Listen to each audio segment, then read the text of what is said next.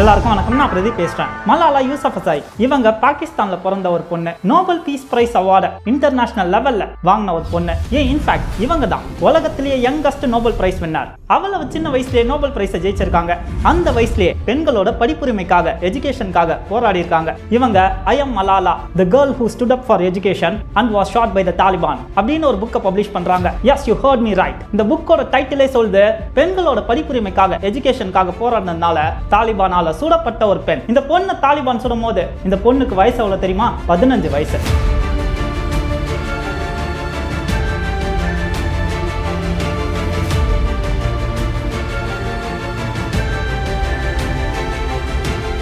ஐ am Malala என்ற புக்கை base பண்ணி தான் இப்போ நீங்க பார்க்க போற சீரிஸே இருக்க போகுது. அதுக்கான முக்கியமான காரணம் என்னன்னா, இந்த பெண் எந்த மாதிரியான சூழல்ல வாழ்ந்தாங்க, எந்த மாதிரியான சூழல்ல வளர்க்கப்பட்டாங்க, எந்த மாதிரியான பாலிடிக்ஸ் அவங்கள சுத்தி நடந்துட்டு இருந்தது, லோக்கல் பாலிடிக்ஸ் மட்டும் இல்லங்க, நேஷனல் பாலிடிக்ஸ்ல இருந்து இன்டர்நேஷனல் பாலிடிக்ஸ் வரைக்கும் எந்த மாதிரியான பிரச்சனைகள்லாம் அங்க வாழ்ந்துட்டு இருக்க பெண்கள் கடந்து வராங்க அப்படின்ற மொத்த விஷயத்தையும் இவங்களோட புக்ல விலாவரியா எக்ஸ்பிளைன் பண்ணிருப்பாங்க. இந்த புக் அமேசான்ல கூட அவைலபிளா இருக்கு. நான் வாங்கும் போது இந்த புக்கோட விலை 267 ரூபாய் இருந்துச்சு. உங்களுக்கு வேணும்னா நீங்க கூட இந்த புக்கை வாங்கி படிச்சுக்கலாம். அண்ட் ஒன் மோர் திங், இந்த சீரிஸ் உங்களுக்கு தொடர்ந்து வேணும்னா கீழ இருக்க லைக் பட்டனை கிளிக் பண்ணா மட்டும் போதும். ஏன்னா இந்த வீடியோக்கு நீங்க தர ஒவ்வொரு லைக்கும் எங்களுக்கான ஆதரவு, எங்களுக்கு நீங்க தர சப்போர்ட். ஆக்சுவலா மலாலா பாகிஸ்தான்ல இருக்க ஸ்வாட் என்ற டிஸ்ட்ரிக்ட்ல மின்கோரா என்ற சிட்டில தான் பிறக்கறாங்க. இவங்க படிச்சிட்டு இருக்கிறது குஷாலால் என்ற ஸ்கூல்ல தான். இந்த ஸ்கூலோட ஃபவுண்டர் யாருன்னா அவங்களோட அப்பா ஜியாவுதீன் தான். இந்த ஸ்கூல்ல மலாலான்ற ஒரு பெண் மட்டும் படிக்கல, நிறைய பெண்கள் படிச்சுட்டு வந்தாங்க. அதுல முக்காவாசி பெண்களோட கனவு என்னன்னா படிச்சு பெரிய டாக்டர் ஆகணும்ன்றது தான் அவங்களோட கனவே. ஸ்வாட்ன்றது ரொம்ப லெஸ் டெவலப்டு டிஸ்ட்ரிக்ட். அதுல மின்கோரா சிட்டி மட்டும் தான் ஓரளவுக்கு டெவலப் ஆன ஏரியாவே. இந்த நகரத்துல படிக்கிற பெண்களுக்கு பெரிய அளவுக்கு எந்த ஃபெசிலிட்டிஸும் இல்லனாலும் படிக்கணும்ன்ற ஆசை இருந்தது, ஆர்வம் இருந்தது, ஒரு டாக்டர் ஆகணும்ன்ற கனவு இருந்தது. பட் ஆனா அப்ப அந்த பெண்களுக்கு தெரியாது, இன்னும் எக்ஸாக்டா சொல்லணும்னா குழந்தைங்களுக்கு தெரியாது, இந்த டிஸ்ட்ரிக்ட்ல படிக்கிறதே ஒரு த்ரெட்னு, உயிருக்கு ஆபத்துன்னு.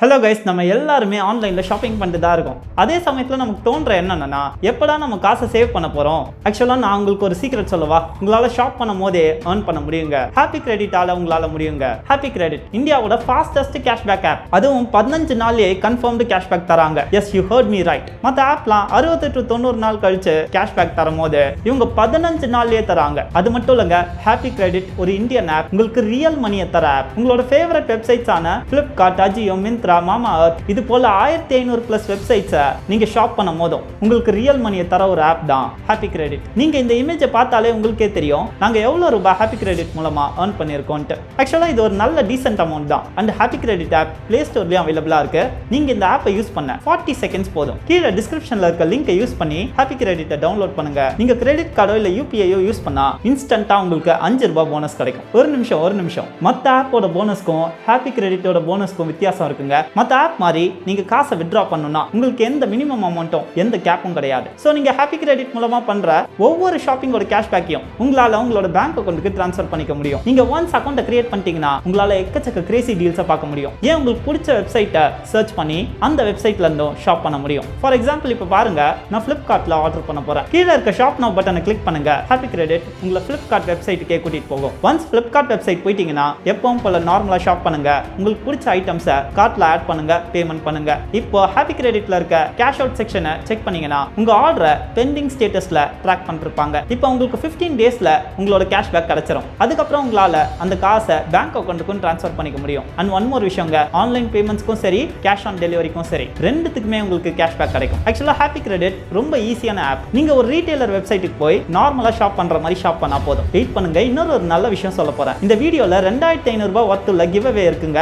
250 ரூபாய் மதிப்புள்ள Amazon gift vouchers இங்க 10 யூசர்ஸ்க்கு தரப்படும். இந்த giveaway-ஓட ரூல்ஸ்லாம் ரொம்ப சிம்பிள் தாங்க. கீழ டிஸ்கிரிப்ஷன்ல இருக்க லிங்கை யூஸ் பண்ணி ஆப்பை டவுன்லோட் பண்ணுங்க, ஒரு அக்கௌண்ட்டை கிரியேட் பண்ணுங்க. ஏதாவது ஒரு வெப்சைட்ல இருந்து சின்னதோ பெருசோ ஏதோ ஒரு டிரான்சாக்ஷனை பண்ணுங்க. அவ்வளவுதான், வேலை முடிஞ்சது. தயவு செஞ்சு ஆர்டரை மட்டும் கேன்சல் பண்ணாதீங்க. ஆர்டரை கேன்சல் பண்ணீங்கன்னா நீங்க giveaway-க்கு எலிஜிபிள் இல்லாம போயிடுவீங்க. மலாலாவோட வாழ்க்கையை நம்ம புரிஞ்சுக்கணும்னா முதல்ல அவங்க எந்த மாதிரியான ஒரு சூழல்ல இருந்தாங்க, அவங்க வாழ்ந்த பகுதியில வரலாற்றுல என்னென்ன ஈவென்ட்ஸ்லாம் நடந்ததுன்னு தெரிஞ்சாதான் இன்னும் நம்மால மலாலாவோட கதையை ஈஸியா கனெக்ட் பண்ண முடியும், ஈஸியா புரிஞ்சுக்க முடியும். மலாலா பிறந்தது மின்கோரான்ற நகரத்துல. இந்த நகரம் இருக்கிறது ஸ்வாட் என்ற டிஸ்ட்ரிக்ட்ல. இந்த பகுதியில் அதிகமா இருக்கிறது பஷ்டூன்ஸ் இன மக்கள் தான். ஆக்சுவலா பஷ்டூன்ஸ் ஆப்கானிஸ்தானை சேர்ந்தவங்க, அவங்கலாம் ஆப்கான்ஸ். அப்புறம் எப்படி அவங்க பாகிஸ்தான் கீழே வந்தாங்கன்னு கேட்டீங்கன்னா 1947ல இந்தியாவுக்கு ஃப்ரீடம் கிடைக்கும் போது பாகிஸ்தானையும் இந்தியாவையும் பார்ட்டிஷன் பண்ணாங்க. அதுல ஸ்வாட் ஆண்ட மன்னர்கள் பாகிஸ்தானோட இணையலாம் டிசைட் பண்ணாங்க. ஸ்வாட் 1947ல பாகிஸ்தானோட இணைஞ்சா கூட ஸ்வாட் அவங்களோட மன்னர்கள் தான் ஆட்சி செஞ்சாங்க, வலி தான் ஆட்சி செஞ்சாங்க. இந்த அரசர்கள் தான் ஸ்வாட்ல இருக்க எல்லா ட்ரைப்ஸையும் ஒன்றிணைச்சாங்க, அவங்களுக்குள்ள அமைதியை நிலைநாட்டினாங்க. அந்த சமயத்துல பாகிஸ்தானால ஃபாரின் பாலிசியை தவிர ஸ்வாட்டோட வேற எந்த இன்டர்னல் அஃபேர்ஸ்லயும் மூக்க நுழைக்க முடியாது, இன்டர்வைன் பண்ண முடியாது. ஸ்வாட் ஆட்சி செய்ய பாகிஸ்தானோட கரன்சியை தான் யூஸ் பண்ணாங்க. மக்கள் கிட்ட இருந்து 10% வரியை வசூலிச்சாங்க. அதை வச்சு ஸ்கூல்ஸ், ஹாஸ்பிட்டல்ஸ் பில்ட் பண்ண ஆரம்பிச்சாங்க. எல்லா ஊர்களையும் கனெக்ட் பண்றதுக்கு ரோடு போட ஆரம்பிச்சாங்க. ஆக்சுவலா ஸ்வாட் பாகிஸ்தானோட சேர்ந்ததுனால இந்த பஷ்டூன்ஸ் இன மக்கள் நிறைய பேர் ஆப்கானிஸ்தான்லயும் கொஞ்சம் பேர் ஸ்வாட்லயும் பிரிஞ்சிருந்தாங்க. அண்ட் இந்த டிஸ்ட்ரிக்ட பாத்தீங்கன்னாலே பாகிஸ்தானோட பார்டர் பக்கத்துல தான் இருக்கும். அதே மாதிரி இந்த டிஸ்ட்ரிக்ட் ஃபுல்லாவே மலைகளும் ஆறுகளும்னு ஃபுல்லாவே இயற்கை சூழ்ந்து இருக்கும். அதனாலேயே ஸ்வாட் டிஸ்ட்ரிக்ட் ஒரு ஃபேமஸான டூரிஸ்ட் ஸ்பாட். ஹாலிடேஸ்ல பணக்காரர்கள்லாம் ஸ்வாட்டுக்கு தான் டூருக்கு வருவாங்களாம். 1949ல யாரு ஸ்வாட் ஆட்சி செஞ்சாங்கன்னா மியாங்கல் அப்துல் ஹக் ஜஹான்சப். இவர் தான் 1949ல ஸ்வாட் ஆட்சி செய்யறாரு. இவருக்கு ஸ்கூல்ஸ்னா ரொம்ப பிடிக்குமா, அதனால இவரோட ஆட்சி காலத்துல ஸ்வாட்ல நிறைய ஸ்கூல்ஸும் ஹாஸ்பிட்டல்ஸும் ரோட்ஸும் போட்டாங்களாம். ஸ்வாட்ல இருக்க நிறைய மக்களே நம்புறது என்னன்னா இன்க்ளூடிங் மலாலாவோட அப்பாவையும் சேர்த்து ஜஹான்சப் ஆட்சி செஞ்ச பீரியட் தான் ஸ்வாட்டோட கோல்டன் பீரியட் அவங்க கருதுறாங்க. இதுக்கப்புறம் 1969ல ஸ்வாட்ல நடக்கிற அரசாட்சி ஒரு முடிவுக்கு வருது. பாகிஸ்தான் ஸ்வாட்டை அவங்க நாட்டுல ஒரு பகுதியை அணைச்சுக்கிறாங்க. இதே வருஷம் தான் மலாலாவோட அப்பா ஸ்வாட்ல இருக்க பர்கானான்ற ஒரு கிராமத்துல பிறக்கிறாரு. இது மலாலா பிறந்த மின்கோரான்ற சிட்டி அளவுக்கு கூட டெவலப்டான ஏரியா கிடையாது. ஸ்வாட்ல இருக்க ரொம்ப ரூரல் வில்லேஜ் தான் பர்கானா. இவரோட 8வது வயசுல, அதாவது 1977ல பாகிஸ்தானோட வரலாற்றுல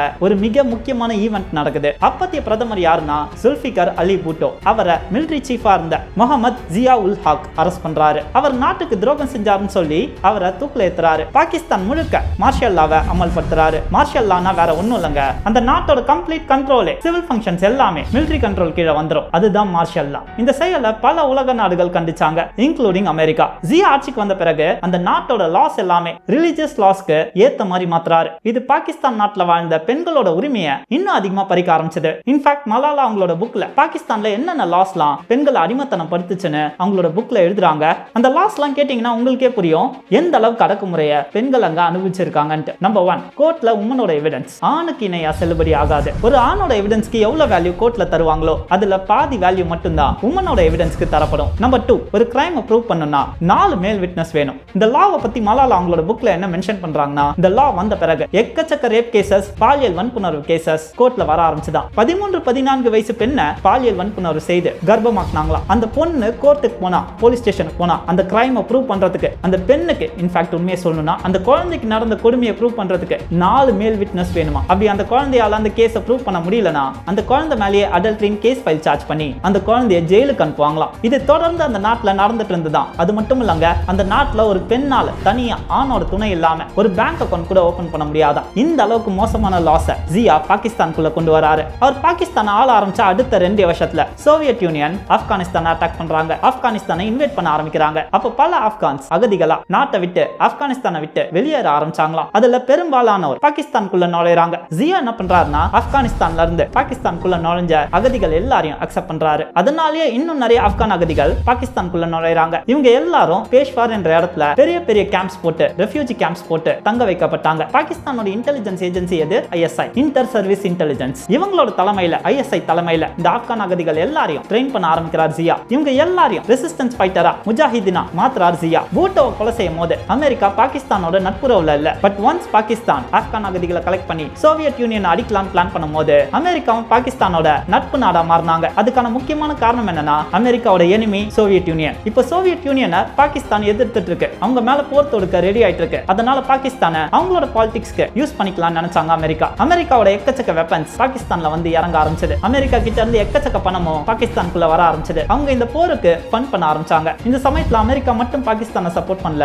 பாகிஸ்தானை சப்போர்ட் பண்ண இன்னொரு முக்கியமானவங்க யாருன்னா அரேபியா. அரேபியால இருந்து எக்கச்சக்க பணம் பாகிஸ்தானுக்குள்ள வர ஆரம்பிச்சது. வெறும் பணமா ஆயுதம் மட்டும் அரேபியா அனுப்பலங்க, வாலண்டியர் ஃபைட்டர்ஸ் அனுப்பிச்சாங்க. போர் போட உதவுறதுக்கு வாலண்டியர் ஃபைட்டர்ஸ் அனுப்பிச்சாங்க. அந்த சமயத்துல சவுதி அரேபியால இருந்து வந்த ஒரு மில்லியனர் தான் ஒசாமா பின் லாடன். இது மட்டும் இல்ல, அமெரிக்கா பாகிஸ்தானோட கேம்ப்ல இருக்க ஆப்கான் குழந்தைங்களையும் ஸ்ட்ராட்டஜிக்கா பிரெயின் வாஷ் பண்ண ஆரம்பிச்சாங்க. அவங்கள போருக்கு தயார்படுத்தினாங்க. இதை எப்படி செஞ்சாங்கன்னா, பேஷ்வர் கேம்ப்ஸ்ல இருக்க குழந்தைங்களுக்கு அமெரிக்கன் யூனிவர்சிட்டியில இருந்து தான் டெக்ஸ்ட் புக்ஸ் கொடுக்கப்பட்டது. இந்த டெக்ஸ்ட் புக்ஸ் அடிப்படையா கொண்டு தான் அந்த குழந்தைங்களை எஜுகேட் பண்ணாங்க. அந்த குழந்தைங்களோட மேக்ஸ் புக்ஸ் எப்படி தெரியுமா இருக்குமா? 15 bullet minus 10 bullet equal to 5 புல்லட்னு இருக்குமா. நம்மலாம் ஆப்பிள்ஸ் வச்சு அடிஷனையும் சப்ட்ராக்ஷனையும் சின்ன வயசுல கத்துப்போம். இந்த குழந்தைங்களுக்கு புல்லட்ஸ் வச்சு கத்து கொடுத்தாங்களாம். இதுக்கு மேல மேக்ஸ் ப்ராப்ளம்ஸ்லாம் எப்படி தெரியுமா இருக்கும்? மொத்தம் 10 ரஷ்யன்ஸ் இருக்காங்க. அதுல 5 ரஷ்யனை ஒரு ஆப்கன் கொல்றாரு. இப்போ மீதி எத்தனை ரஷ்யன்ஸ் இருப்பாங்க அப்படின்னு அந்த டெக்ஸ்ட் புக்ஸ்ல மேக்ஸ் ப்ராப்ளம்ஸ் இருக்குமா. இந்த அளவுக்கு அமெரிக்கா ஆப்கான் குழந்தைகளையும் வாருக்கு ட்ரெயின் பண்ணாங்க. அந்த சமயத்துல பாகிஸ்தான்ல இருக்க நிறைய ரிலீஜியஸ் லீடர்ஸ்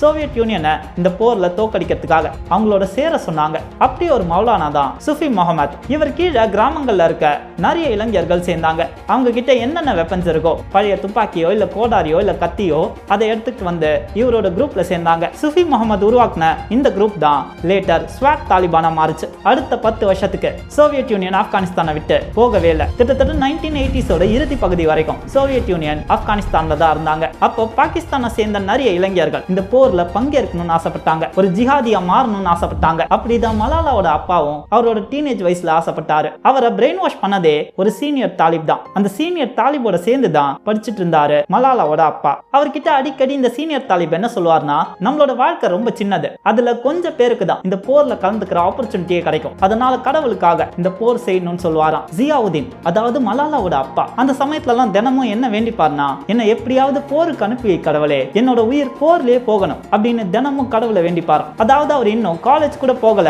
அந்த சின்ன வயசுல அவரோட மனது ஒரு சூசைட் பாம்பரா ஆகணும்னு ஆசைப்படுற அளவுக்கு பிரெயின் வாஷ் பண்ணப்பட்டிருக்கு. அது மட்டும் இல்ல, ஜியாவுதீன் பெரிய பணக்கார ஃபேமிலில எல்லாம் பிறக்கல. அவங்க அப்பாவுக்கு கிராமத்துல ஒரு சின்ன நிலம் இருக்கு, அவ்வளவுதான். அந்த கிராமத்துல இருக்க இளைஞர்கள்லாம் யூசுவலா எங்க வேலைக்கு போவாங்கன்னா, சவுத் சைடு இருக்க கோல் மைன்ஸ்க்கு வேலைக்கு போவாங்களாம். இந்த கோல் மைன்ஸ்ல நிறைய பேர் ஆக்சிடென்ட்ல இறந்து இருக்காங்களாம். சோ இந்த கோல் மைன்ல இறக்கிறதுக்கு கடவுளுக்காக உயிரை விடலான்றதுதான் அவரோட தாட் ப்ராசஸா இருந்திருக்கு. பட் லேட்டர் தான் ஜியாவுதீன் நிறைய படிக்க ஆரம்பிக்கிறார். முக்கியமா நிறைய போயம்ஸை படிக்க ஆரம்பிக்கிறார். அதுல முக்கியமா ரஹமத் ஷா ஷாயதோட போயம்ஸ் என்ன சொல்லுதுன்னா, ஆப்கானிஸ்தான்ல நடக்கிறது நமக்கான போரே கிடையாது, 2 பெரிய யானைகளுக்கான போர் இது, அமெரிக்காக்கும் சோவியத் யூனியனுக்கான போர் இது அப்படின்னு அவரோட போயம்ஸ் குறிக்குமா. சோ இதெல்லாம் படிச்சு தான் ஜியாவுதீன் அவர் இருந்த மாய உலகத்துல இருந்து வெளிவராரு. அதுக்கு பிறகு நிறைய பேச்சு போட்டிக்கு போறாரு.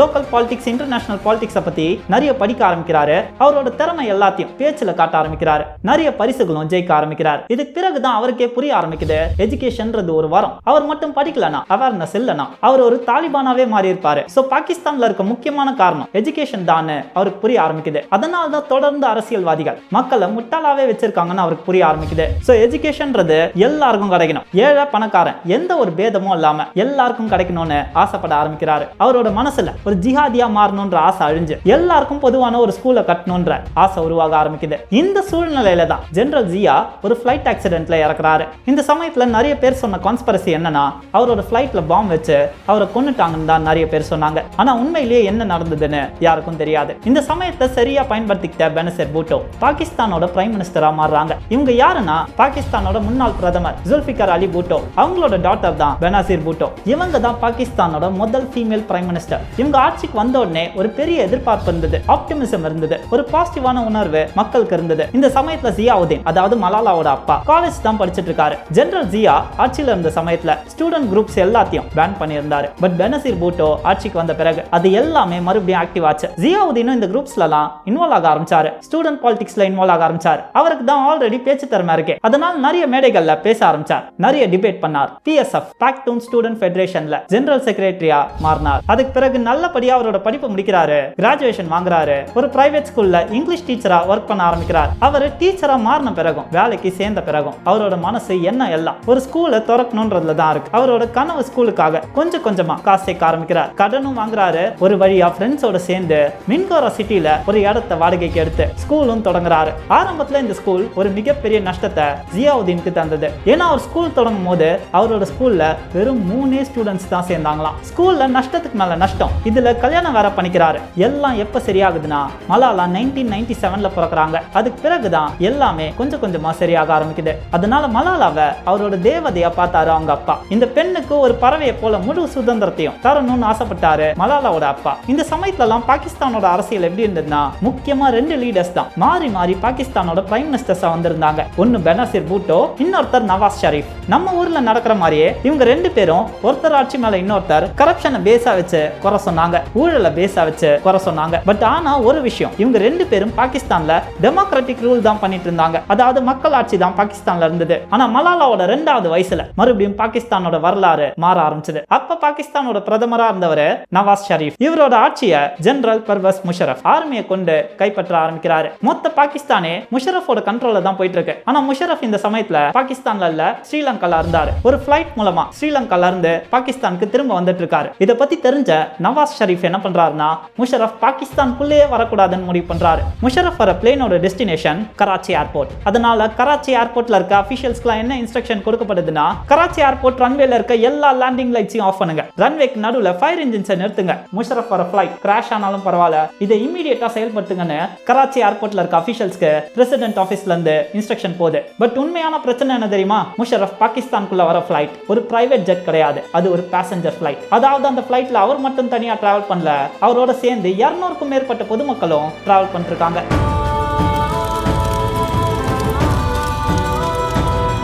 கைஸ், ஹாப்பி கிரெடிட் நீங்க ஆன்லைன்ல ஷாப் பண்றதுக்கு ஃப்ரீ மணி தராங்க. யாரு தான் அதை வேணாம்னு சொல்லுவா? கீழே டிஸ்கிரிப்ஷன்ல இருக்க லிங்கை யூஸ் பண்ணி ஹாப்பி கிரெடிட்ல சைன் அப் பண்ணுங்க. அட்லீஸ்ட் ஒரு டிரான்சாக்ஷன் அது பண்ணுங்க. மலாலாவோட அப்பா அந்த பொண்ணு வளர வளர நிஜமாவே அந்த பொண்ணுக்கு நிறைய சுதந்திரம் கொடுத்தாரு. அந்த பொண்ணு வெறும் படிக்க மட்டும் செய்யல, பேட்மிண்டன்ல இருந்தாங்க, கிரிக்கெட்ல இருந்தாங்க, டிராமா, ஆர்ட், சிங்கிங்னு எல்லாத்துலயுமே பார்ட்டிசிபேட் பண்ணாங்க. பிளஸ் அவங்க கிளாஸ் டாப்பர் வேற. இப்படி சுதந்திரமா வளர பொண்ணு சமூகத்துல பெண்களுக்கு மட்டும் ஒரு ரூல்ஸ் இருக்கு, இதே ஆண்களுக்கு வேற ஒரு செட் ஆஃப் ரூல்ஸ் இருக்குன்றத பார்க்க ஆரம்பிக்கிறாங்க. பெண்களுக்கு மட்டும் நிறைய ரெஸ்ட்ரிக்ஷன்ஸ் வைக்கப்படுதுன்னு நோட் பண்ண ஆரம்பிக்கிறாங்க. அதை பத்தி அந்த சின்ன பொண்ணு அவங்க அப்பா ஜியாவுதீன் கிட்ட கேள்வி கேட்கிறாங்க. அதுக்கு அவர் என்ன சொல்றாருன்னா, நம்ம பாகிஸ்தான்ல இருக்கிறதுக்கு சந்தோஷப்படணுமா? ஏன்னா ஆப்கானிஸ்தான போன வருஷம் தான் ஒரு குரூப் ஆக்குபை பண்ணாங்க. அந்த குரூப்போட பேரு தாலிபான். மொத்த கண்ட்ரியுமே அந்த குரூப்போட கண்ட்ரோல்ல தான் இருக்கு. அந்த நாட்டுல பெண்கள் படிக்கிற ஸ்கூல்ஸ் எல்லாத்தையும் எரிச்சிட்டாங்க. பெண்களுக்கு அங்க சத்தமா சிரிக்க கூட உரிமை கிடையாது. அப்படி தெரியாதனமா சத்தமா சிரிச்சா அவங்களுக்கு தண்டனை வழங்கப்படும். அவங்களுக்கு வெள்ளை கலர்ல ஷூஸ் அணிய கூட அனுமதி கிடையாது. ஏன்னா அந்த பொருள் ஆண்களுக்கானதான். நெயில் பாலிஷ் போடுறதுக்காக பல பெண்களை அரெஸ்ட் பண்ணி அந்த நாட்டுல அவங்கள சரியா அடிச்சிருக்காங்க. இப்ப யோசிச்சு பாருமா, நம்ம எவ்வளவு சேஃபான நாட்டுல வாழ்ந்துட்டு இருக்கோம்னு. பட் ஆனா அவருக்கு அப்ப தெரியாது, தாலிபான் இன்னும் கொஞ்சம் நாட்கள்ல பாகிஸ்தானுக்கு ஒரு த்ரெட்டா மாற போறாங்கன்னு.